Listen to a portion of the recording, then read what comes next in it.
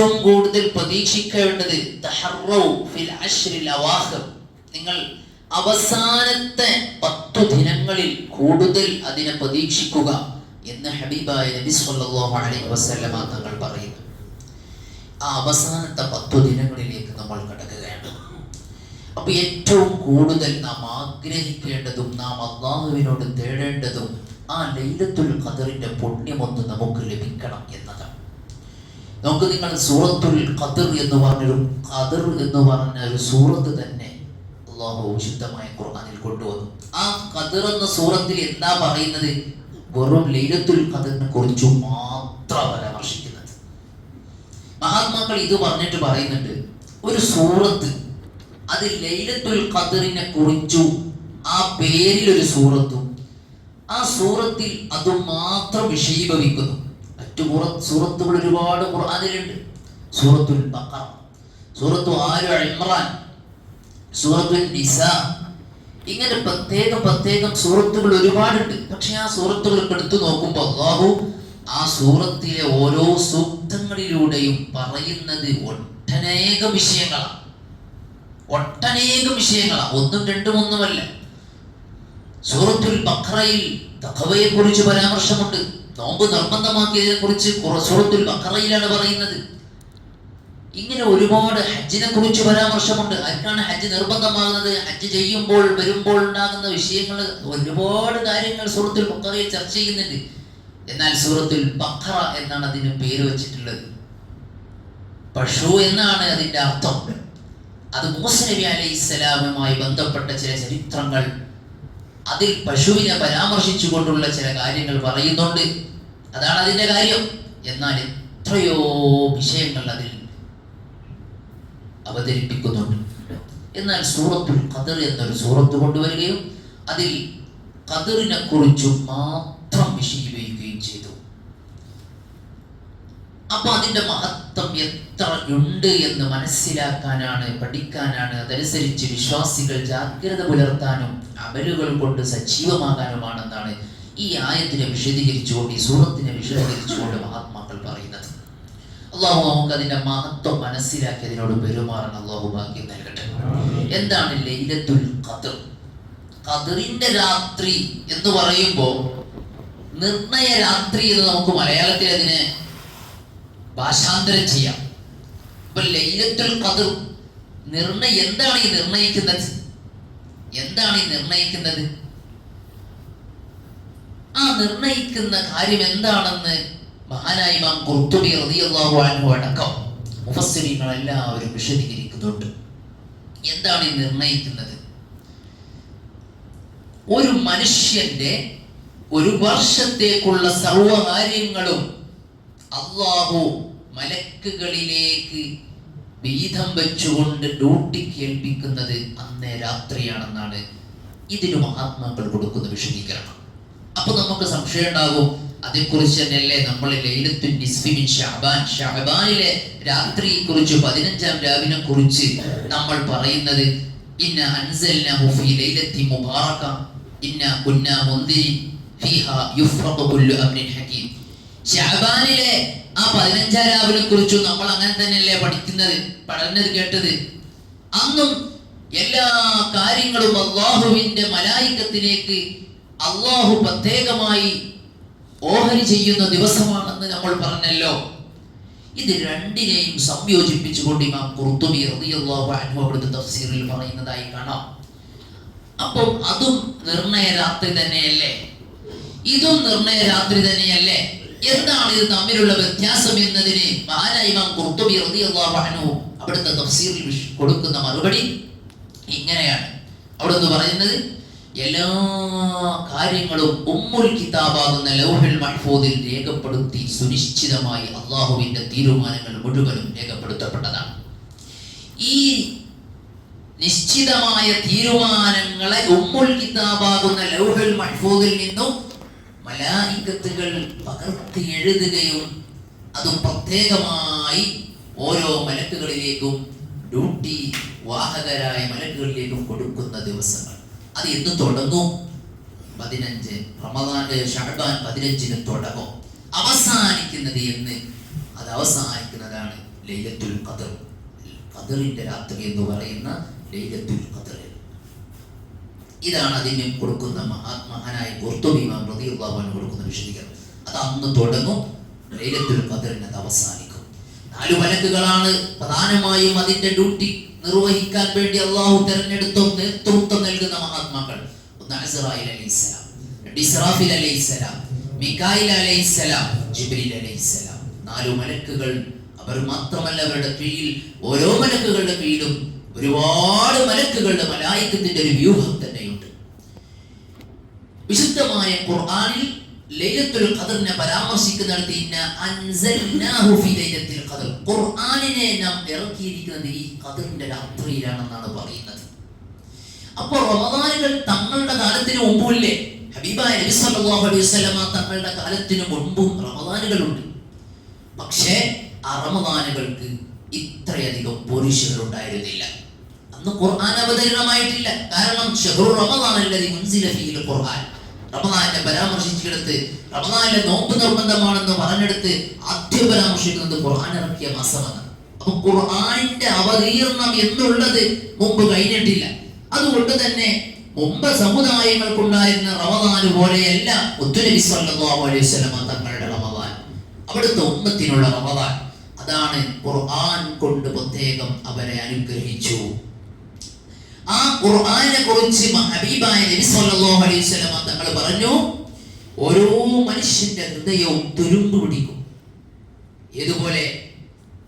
കമാ തസ്തഉൽ ഹദീദ്, ഇരുമ്പ് തുരുമ്പ് പിടിക്കുന്നത്. ഇരുമ്പ് തുരുമ്പ് പിടിക്കുന്നത് പോലെ ഹൃദയത്തിനൊരു തുരുമ്പുണ്ട്. വമാ ജിലാഉഹാ യാ റസൂലല്ലാഹ്, നബി സല്ലല്ലാഹു അലൈഹി വസല്ലമ തങ്ങളോട് ചോദിക്കുകയാണ്, ഈ തുരുമ്പ് നീക്കം ചെയ്യാനുള്ള മാർഗം എന്താണ് നബിയെ എന്ന് സഹാബത്ത് നബി സല്ലല്ലാഹു അലൈഹി വസല്ലമ തങ്ങളോട് ചോദിക്കുന്ന സമയത്ത് ഹബീബായ തങ്ങൾ മറുപടി പറയുന്നത് ഇങ്ങനെയാണ്: കസ്റത്തുൽ മൗതി, കസ്റത്തു ദിക്രിൽ മൗതി വതിലാവത്തുൽ ഖുർആൻ, ജിലാഉഹാ കസ്റത്തു ദിക്രിൽ മൗത്. ആ ഹൃദയത്തിനു ബാധിച്ച തുരുമ്പുകൾ മുഴുവനും നീക്കം ചെയ്യാൻ 2 മാർഗങ്ങളാണ്. ഒന്ന് കസ്റത്തു ദിക്രിൽ മൗത്, മരണസ്മരണയെ വർദ്ധിപ്പിക്കുക. മരണസ്മരണയെ വർദ്ധിപ്പിക്കുക. ഒന്ന്, മരണം നമ്മളെ ഓർമ്മിപ്പിക്കുന്ന കാര്യങ്ങളിലെല്ലാം നമ്മൾ മുൻപന്തിയിൽ നിൽക്കണം. മരണത്തെ ഓർമ്മിപ്പിക്കുന്ന ഒരു കാര്യമാണ് ഖബറാളികളെ പോയി സിയാറത്ത് ചെയ്യുക എന്നുള്ളത്. നമ്മിൽ നിന്ന് മരണപ്പെട്ടു പോയ മനുഷ്യന്മാർ, അവരെ സിയാറത്ത് ചെയ്യുക. ആ സന്ദർഭത്തിൽ നബി സല്ലല്ലാഹു അലൈഹി വസല്ലമ തങ്ങൾ പറഞ്ഞു, സൂറു ഫഇന്നഹാ തുദക്കിറുകുമുൽ മൗത്ത്, അത് നിങ്ങളെ മരണത്തെ സ്മരിപ്പിച്ചുകൊണ്ടിരിക്കും. ഒരു മനുഷ്യൻ പോയി കിടക്കുന്ന ഖബറിന്റെ അടിയിൽ വന്ന് നിൽക്കുമ്പോ അടുത്ത സന്ദർഭത്തിൽ ഞാനും അവിടെ പോയി കിടക്കേണ്ടവനാണെന്ന ചിന്ത മനുഷ്യന്റെ ഹൃദയത്തിൽ വരും. ഒരു മാറ്റമുള്ള ജീവിതത്തിലേക്ക് അത് അവനെ നയിച്ചേക്കാം. രണ്ടാമത് പറഞ്ഞത് വതിലാവത്തുൽ ഖുർആൻ, ഖുർആനിന്റെ പാരായണമാണ്.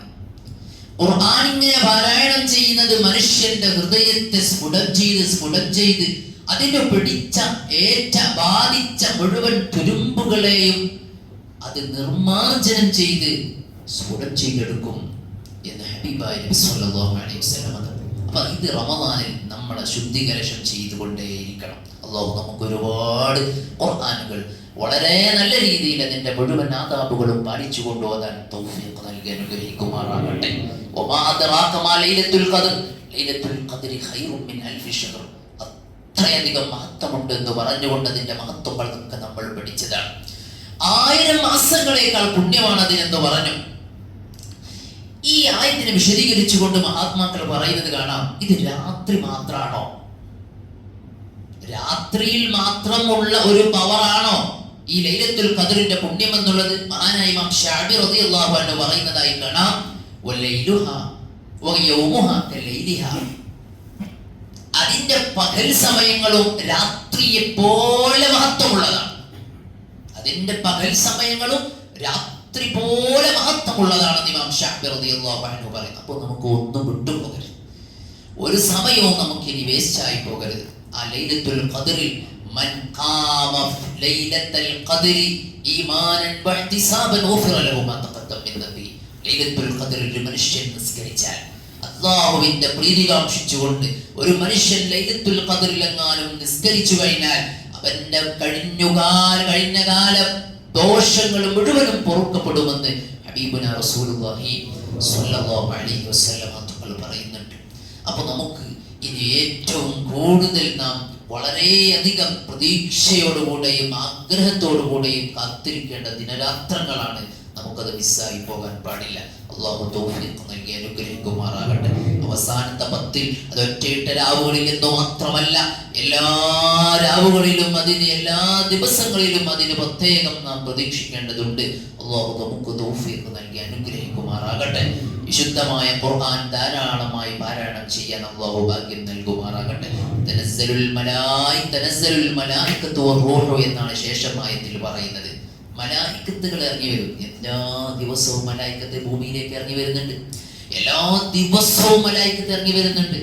രാവിലെ മലായികത്തുകൾ ഒരു ടീം ഇറങ്ങി വന്ന് അവർ അസ്ർ നിസ്കാരത്തിൽ നമ്മോടൊപ്പം കൂടി അവർ പോകുന്നുണ്ട്. വൈകുന്നേരം മുതൽ സുബഹി വരെ ഡ്യൂട്ടിയുള്ള മലായികത്തുകൾ വൈകുന്നേരമാകുന്ന അസറിന്റെ ജമാഅത്തിൽ കൂടുകയും പിന്നീട് സുബഹിയിൽ പങ്കെടുത്ത് തിരിച്ചു പോവുകയും ചെയ്യുന്നുണ്ട്. കോടാനുകോടി മലക്കുകൾ. ഈ മലക്കുകൾ എന്തോ വരുന്നതും പോകുന്നതുമായ മലക്കുകളാണ്. ഇതിനെ കുറിച്ചല്ല സൂറത്തുൽ ഖദറിൽ അല്ലാഹു മലക്കുകൾ ഇറങ്ങും എന്ന് പറഞ്ഞത്. മഹാനായ ഇമാം ഖുർത്തുബി റളിയല്ലാഹു അൻഹു അടക്കമുള്ള മുഫസ്സിരീങ്ങൾ വിശദീകരിക്കുന്നതായി കാണാം. തനസ്സലുൽ മലായികത്തു വറൂഹു എന്ന് പറഞ്ഞതിൽ ഈ മലക്കുകൾ അല്ലാത്ത മലക്കുകൾ, സിദ്റത്തുൽ മുൻതഹ എന്ന് പറയുന്ന അല്ലാഹുവിന്റെ പ്രത്യേകമായ ഒരു സൃഷ്ടിയുണ്ട്. ആ സൃഷ്ടി സ്വർഗത്തോട് ഏറ്റവും അടുത്തു നിൽക്കുന്ന അള്ളാഹുവിന്റെ വലിയൊരു സൃഷ്ടിയാണ്. അതിൽ കോടാനക്കോടി മലക്കുകളാണ് ഉള്ളത്. ഈ സിദ്റത്തുൽ മുൻതഹയിലുള്ള മലക്കുകളാണ് അന്നേ ദിവസം ഭൂമിയിലേക്ക് ഇറങ്ങി വരിക എന്ന് അവരുടെ നേതാവ് റൂഹുൽ അമീനാകുന്ന ജിബ്രീൽ അലൈഹിസ്സലാം ആയിരിക്കും. ഈ മലക്കുകളാണ് വരുന്നത്.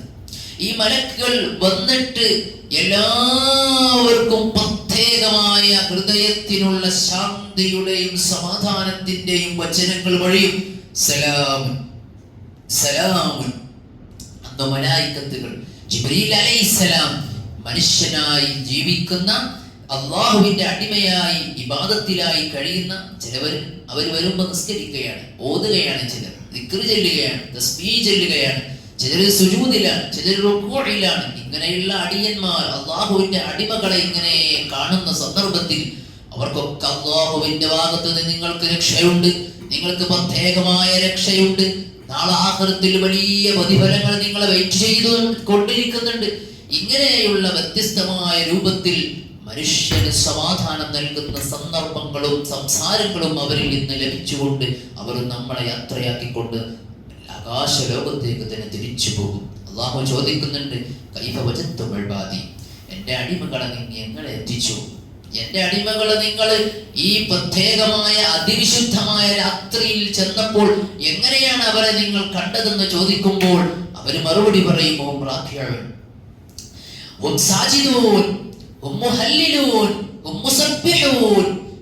ഇങ്ങനെ അവർ തഹ്ലീൽ ചൊല്ലുന്നവരാണ്, സുജൂദ് ചെയ്യുന്നവരാണ്, അവർ പലരും റുകൂഇലാണ്, അവർ പലരും തഹ്ലീൽ ചൊല്ലിക്കൊണ്ടിരിക്കുകയാണ്, തസ്ബീഹ് ചൊല്ലിക്കൊണ്ടിരിക്കുകയാണ്. അൻവാഇൻ മിനൽ ഇബാദാത്ത്, ഇബാദത്തുകൾ വ്യത്യസ്തമായ രൂപങ്ങൾ നിർവഹിച്ചു കൊണ്ടിരിക്കുകയാണ്. അല്ലാഹുവിന്റെ ജിബ്രീൽ അലൈഹിസ്സലാം, ആ മലക്കുൽ അമീൻ ജിബ്രീൽ അലൈഹിസ്സലാമിന്റെ പ്രത്യേകമായ സലാമിന് മുഅ്മിനീങ്ങൾക്ക് അർഹത കിട്ടും. അവരോട് സലാം പറയും എന്നത് അത് എങ്ങനെ നമുക്ക് തിരിയാം? മലക്കുകളുടെ സലാം നമുക്ക് ലഭിച്ചു എന്നതിന്റെ അടയാളം എന്താണ്? മലക്ക് നേരെ നമ്മോട് സലാം പറഞ്ഞ് നമുക്ക് ഫീൽ ചെയ്യാൻ കഴിയുന്നതാണ്, അങ്ങനെ കഴിയുന്നില്ല. അതേസമയം അതിന്റെ ഒരു അടയാളം മഹാത്മാക്കൾ പറയുന്നുണ്ട്. ആ ലൈലത്തുൽ ഖദറിന്റെ രാത്രിയിൽ ഒരു മനുഷ്യന്റെ കണ്ണുകൾ ഈറനണിഞ്ഞ് ബാഷ്പകണങ്ങൾ അവന്റെ കവിൾത്തടത്തിലേക്ക് ഉറ്റി വീണിട്ടുണ്ടോ, അവനെ മലായികത്ത് സലാം പറഞ്ഞിട്ടുണ്ട്, ജിബ്രീൽ അലൈഹിസ്സലാം സലാം പറഞ്ഞിട്ടുണ്ട് എന്നതിന്റെ അടയാളമാണെന്ന് മഹാനായ ഇമാം ഖുർത്തുബി റളിയല്ലാഹു അൻഹു വിശദീകരിക്കുന്നു. ഒരു മനുഷ്യന്റെ ഹൃദയം ഇങ്ങനെ കിടിലം കൊണ്ടുകൊണ്ട് കഴിഞ്ഞുപോയ പാപങ്ങളോ ആലോചിച്ചുകൊണ്ട് സമ്മതിച്ചുകൊണ്ട് അവൻ ഇങ്ങനെ അള്ളാഹുവിനോട് എല്ലാം സമ്മതിച്ചു ഏറ്റുപറയുന്ന പ്രത്യേകമായ ഹൃദയസ്പൃക്കാകുന്ന തഖ്ശഇറു മിൻഹുൽ ജുലൂദ്, ഹൃദയം ഇങ്ങനെ പിടപിടക്കുന്ന പ്രത്യേകമായ ഒരു ഫീലിംഗ് അന്നേ രാത്രി ഒരു മനുഷ്യന് ലഭിക്കുന്നുണ്ടെങ്കിൽ അവനും ജിബ്രീൽ അലൈഹിസ്സലാമിന്റെ മുസാഫഹത്ത് കൈപിടിച്ച് സലാം പറഞ്ഞ് അവന് ആ ഒരു വലിയ ഭാഗ്യം ലഭിച്ചിട്ടുണ്ട് എന്നതിന്റെ അടയാളമാണെന്ന് ഇമാം ഖുർത്തുബി റളിയല്ലാഹു അൻഹു വിശദീകരിക്കുന്നതായി കാണാം. അതുകൊണ്ട് എന്റെ മുഅ്മിനീങ്ങളെ, നമുക്ക് ആ രാവുകൾ, ഇനി അങ്ങോട്ടുള്ള ദിവസങ്ങൾ അത് ഏറ്റവും ഘനപ്പെട്ടതാണ്, വിലപ്പെട്ടതാണ്. അല്ലാഹു നമുക്ക് ലൈലത്തുൽ ഖദർ കൊണ്ട് വിജയിക്കാൻ ഭാഗ്യം നൽകി അനുഗ്രഹിക്കുമാറാകട്ടെ. അല്ലാഹുവിന്റെ റസൂൽ സ്വല്ലല്ലാഹു അലൈഹി വസല്ലമ തങ്ങളുടെ ഈ ഉമ്മത്തിന് അല്ലാഹു കനിഞ്ഞു നൽകിയ ഈ ഏറ്റവും വലിയ സമ്പാദ്യമായ ലൈലത്തുൽ ഖദർ, ഏറ്റവും വലിയ സമ്മാനമായി ലൈലത്തുൽ ഖദർ, അത് വേണ്ട വിധം ഉപയോഗപ്പെടുത്താൻ അല്ലാഹു പാപികളായ നമുക്ക് ഈ റമളാൻ കനിഞ്ഞു തന്നതുപോലെ അത് ഉപയോഗപ്പെടുത്താനുള്ള അവസരവും തൗഫീഖും അവന്റെ മഹദായ ഔദാര്യം കൊണ്ട് നൽകി അനുഗ്രഹിക്കുമാറാകട്ടെ. റമളാൻ കൊണ്ട് വിജയിക്കാൻ അല്ലാഹു നമുക്ക് ഭാഗ്യം നൽകട്ടെ. ഒരുപാട് റമളാനുകളെ സ്വാഗതം ചെയ്യാൻ അല്ലാഹു നമുക്ക് അവസരവും തൗഫീഖും വർദ്ധിപ്പിച്ചു നൽകി അനുഗ്രഹിക്കുമാറാകട്ടെ. നമ്മുടെ ദർസിനെ സഹായിക്കുന്നവർ, ഇന്നലെയും നമ്മുടെ മുതഅല്ലിമീങ്ങൾക്ക് നോമ്പ് തുറപ്പിച്ച് എപ്പോഴും നമ്മുടെ എല്ലാ കാര്യങ്ങൾക്കും മുൻപന്തിയിൽ നിന്നുകൊണ്ട് ഇതിന്റെ മുഴുവൻ ചാലക ശക്തിയായി വർത്തിക്കുന്നവർ, റബ്ബേ അവർക്ക് വലിയ സന്തോഷങ്ങൾ ഈ ലോകത്ത് നൽകണേ അല്ലാഹ്, വലിയ റാഹത്ത് നൽകണേ അല്ലാഹ്, പ്രതിസന്ധികളിൽ നിന്ന് കരകയറ്റണേ അല്ലാഹ്, ഉദ്ദേശങ്ങൾ പൂർത്തിയാക്കി കൊടുക്കണേ അല്ലാഹ്, എല്ലാവിധ വിഷയങ്ങളിലും വലിയ ഫത്ഹ് നൽകി അനുഗ്രഹിക്കണേ അല്ലാഹ്. നോമ്പ് തുറ 1 മുതൽ ഇന്ന് വരെ ഇനി അങ്ങോട്ടുള്ള ദിവസങ്ങളിലൊക്കെ ഏറ്റെടുത്ത ആളുകൾ, കൊടുത്ത ആളുകൾ, നിയ്യത്താക്കിയവർ എല്ലാവർക്കും നീ വലിയ ഫത്ഹ് നൽകണേ അല്ലാഹ്. നരകമോചനം നൽകി അനുഗ്രഹിക്കണേ അല്ലാഹ്, പാപമോചനം നൽകി അനുഗ്രഹിക്കണേ അല്ലാഹ്. അവർക്കെല്ലാവർക്കും ലൈലത്തുൽ ഖദറിന്റെ പുണ്യം നൽകി അനുഗ്രഹിക്കണേ അല്ലാഹ്. നമ്മളെല്ലാവരെയും അവസാനം കൂട്ടം തെറ്റാതെ സ്വർഗീയ ലോകത്തിന് ഒരുമിപ്പിക്കണേ അല്ലാഹ്. വആഖിറു ദഅവാനാ അൽഹംദുലില്ലാഹി റബ്ബിൽ ആലമീൻ. അസ്സലാമു അലൈക്കും വറഹ്മത്തുള്ളാഹി